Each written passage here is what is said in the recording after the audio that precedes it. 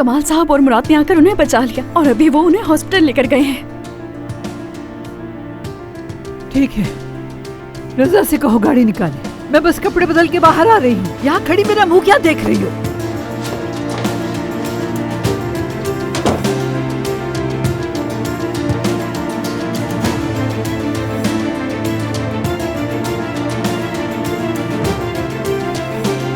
तामेर, फौरन घर पर आओ। मैं इंतजार कर रही हूँ। अभी कुछ बताने का वक्त नहीं है।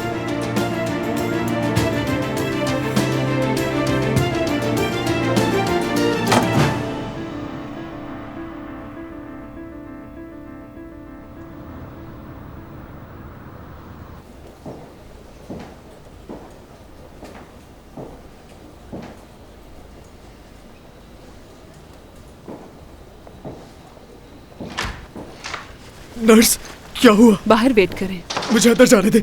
मैं बेटा हूँ उनका, मुझे मिलना है उनसे। अभी कोई नहीं मिल सकता। मैं बेटा हूँ उनका, मैं तो मिल सकता हूँ ना उनसे हौसला जाके। करो मुराद, इंतजार करो। बाबा ये क्यों नहीं बता रहे कुछ हमें?